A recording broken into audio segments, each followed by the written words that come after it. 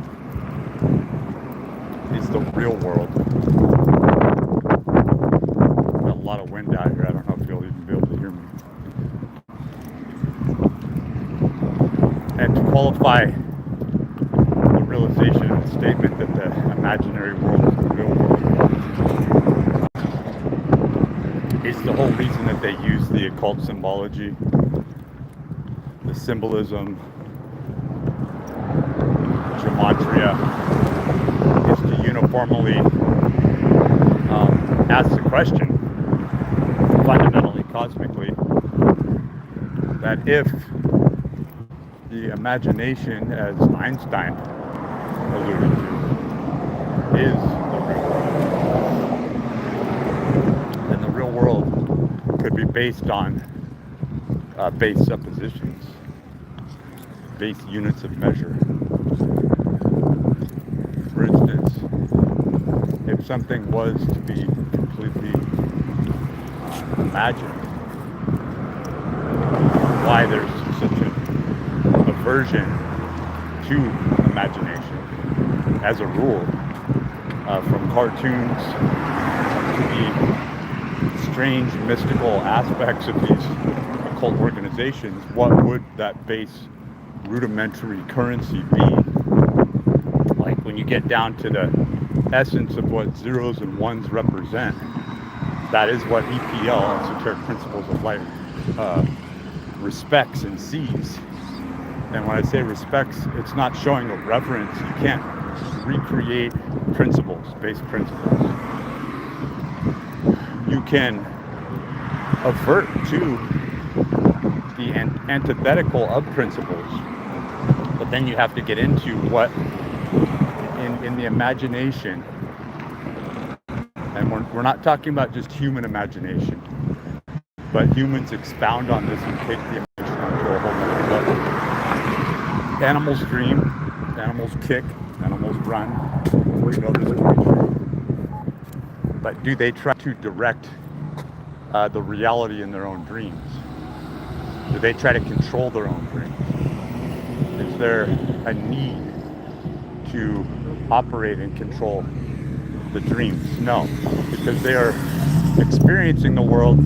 It gets into the Welt and Sean Craig, the world view, the world interaction, and then it gets more deeply into phenomenon and noumenon. So to view the world, to see the world, not as my idea, but as it is. So this is why Stoics do so well, because they're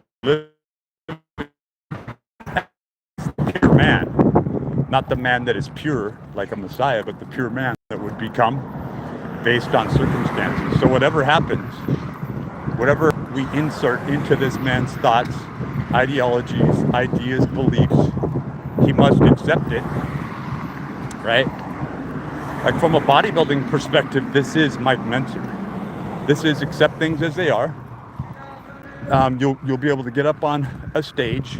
You'll be able to take a trophy. That was the case. He lost horribly, and he was in the 81 Olympia. He was the most qualified out of all these people, but he didn't play craft like Schwarzenegger. Schwarzenegger was smoking weed. He was cursing his father. His brother died the same year that he was winning. Do you know all this stuff about him? His father was a brown shirt Nazi, meaning he was one of the first people who signed up in 1938. He plays it down, and he received money that he never talks about from his father in inheritance. Imagine, he doubled his inheritance with his brother dying. So he's one of those people that secretly just hates people, curses them, and he and Gavin Newsom have that in common. Is that they're doing things behind the scenes. They're doing sex magic, sex rituals. Look at how amorous they are, right? Whereas Mike Mentzer talked about being taken over, being attacked by these demonic forces. Really look back and look at it. He was trying as hard as he could to find a practical, solid notion, and the people who are swayed in this world because there isn't anything solid. So let's get back down to the base principles. The reason I could bring up bodybuilding is philosophy in motion. What brings about the body, one has to dig deeper into ever deeper introspection and say, what makes the man tick? How is your diet, your motion?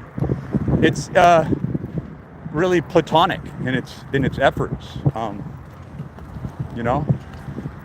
So we're just walking across a really busy street at the moment here. You might not see any cars, but people don't look. We have the police station right here. People don't watch when they're driving. So see this guy coming up on us here.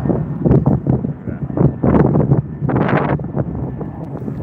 that. So on you, the eye of the eye of scrutiny.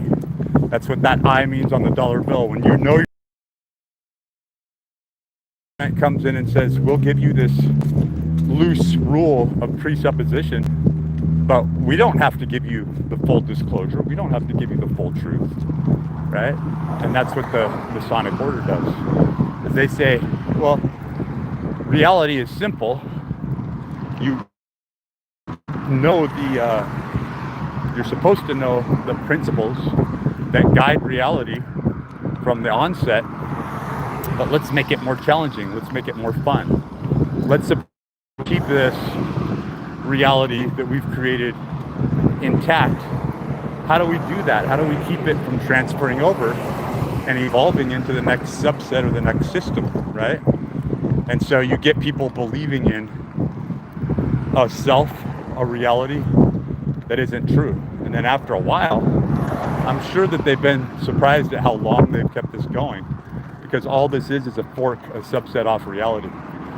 So in other words, you can create a world of anything you want, but that's a contention on whether or not you actually exist, whether or not you are just a presupposition, a notion of nuance that isn't solidified in principle.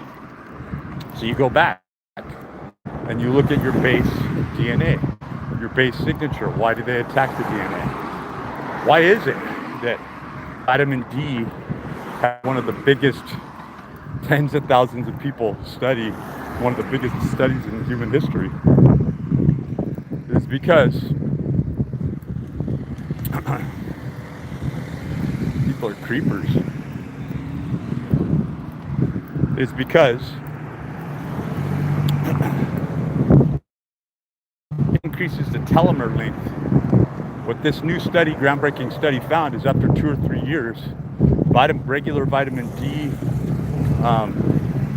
increases the actual telomere length. So it's the only thing that has been conclusively proven, other than a lot of the studies with creatine and even trimethylglycine.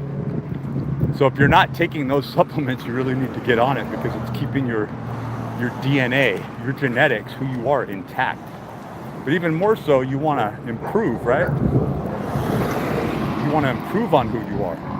You want to go back and fix things through epigenetics. But the behavior modification is keeping you from actualizing that.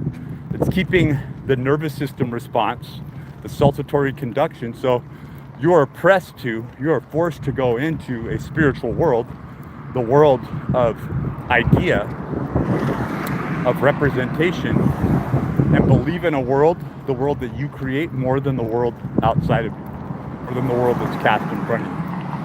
What people get wrong about this is they believe in a contention or an idea that can't be held valid. It can't be held true. Yeah, everybody just spaces out because nobody's animated. Nobody's doing anything. You get into your car, you just push down on a gas pedal or a brake pedal. You have a false idea from the video games that you play of what you're able to do. And isn't it the funniest thing in the world when you see somebody have to hop to it and they can't run half a block? They can't, their swing is telegraphed that the punch comes 30 seconds later and they're already on the ground, blinking their eyes like, what just happened? Because the idea The noumenon, they become the noumenon. They're no longer the phenomenon. To be the phenomenon, you have to tap into and be one with the first principles. And the first principle is the toughest one of all, and it's the toughest to understand, but it's the number one thing that's being attacked, and that is purity and purification. I'm carrying these two relatively heavy bottles for over a mile now, and I don't feel anything at all.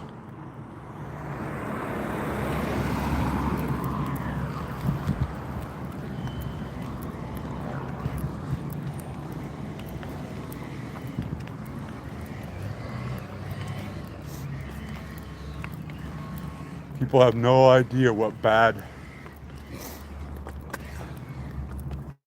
karma they're bringing themselves. They like to rile up the bee's nest, so to speak, but they don't realize the bees are more intelligent than them.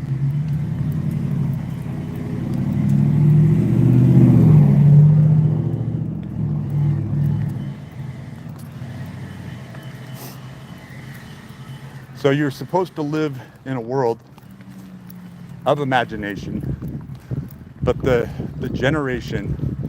progeneration of the imagination doesn't come from you. So this brings out about the concept of God, but God isn't just a concept.